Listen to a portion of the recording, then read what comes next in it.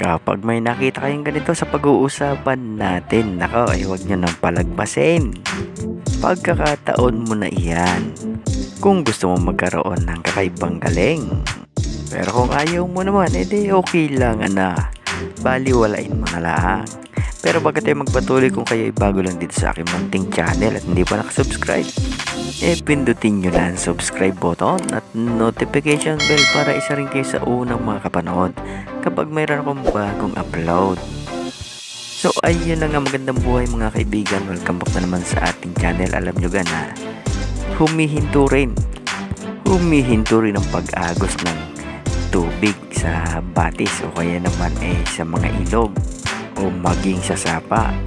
At kapag ka nga nakita ninyo ngayong Biyernes Santo na huminto ang tubig sa isang ilog, bukal, batis o sapa na kayo ay nandoon, agad kang sumalok ng tubig at ilagay mo sa isang sisidlan kung ikaw ay merong sisidlan. So kung may dala kang lagayan na bote, maging plastic bottle man yan, kung mas magaling idun mo siya isilid at iuwi mo sa iyong bahay at huwag mong ilagay sa mga lugar na nalalakdangan. So ano naman ang galing niyan, bro? No, ang galing naman niyan maganda sa mga kalalakihan. Mga kalalakihan na binata pa, So kung kayo ay mayroong babae na nililigawan at hindi mo pa sigurado kung ikaw ay sasagutin, So iyan ang magaling ilalagay mo sa magpapataka na konti sa inumin niya. So kung ano man klase ang kanyang iinumin, patakan mo lang ng konti. At siguradong kapag nagawa mo iyon, sa'yo na lang iikot ang mundo niya. At siguradong mapapasagot mo na siya. Subalit kung kayo ay wala naman dalang sisidlan o bote na lagayan ng tubig kapag iyan ay huminto, maaari namang gawin ninyo ang ganaring paraan. Uminom lang kayo ng tubig gamit ang inyong palad. 7 beses nyo yung gagawin at sa bawat pag-inom ninyo gamit ang inyong palad, bibigkasin mo naman kung ano ang gusto mong maging taglay mong galing. So halimbawa gusto mong maging malakas, pagsalok mo ng tubig, inumin mo iyan at sabihin mong gusto mong maging malakas. So 7 kapangyarihan yan 7 hiling ang mapapasa iyo kapag yan ay nagawa mo habang humihinto o habang nakahinto ang pag-agos ng tubig. Subalit kapag nakuha mo yan, isikreto mo lang at huwag mong ipagsabi kahit kanino, dahil kapag iyan nabuko o nabunyag, unti-unting mawawala na ng bisa ito. So iyan mangyayari sa mga ilog o batis na bibihirang puntahan ng mga tao. Subalit tulad din ng ibang agimat, ang ganyang bagay mahirap ding makuha. Kahit mag-abang ka, maghapot, magdamag sa Biyernes Santo, kung di ka bibigyan ng kalikasan, baka wala kang makita. Yun ang 7 galing na maaari mong ihiling sa tubig ng ilog o batis o sapan na huminto kapag Biyernes Santo.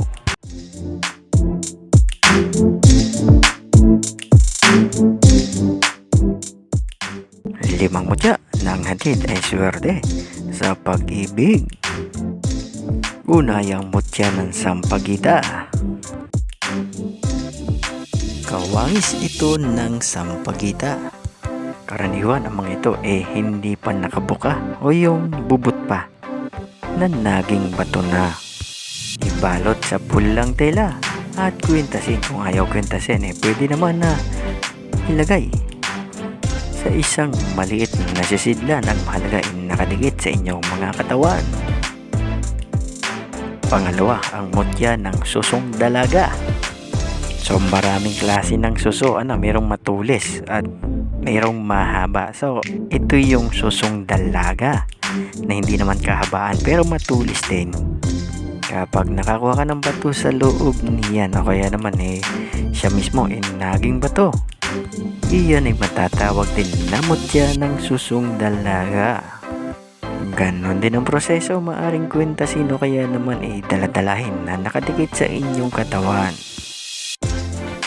Sunod natin ang mutya ng nyog na maraming tubo.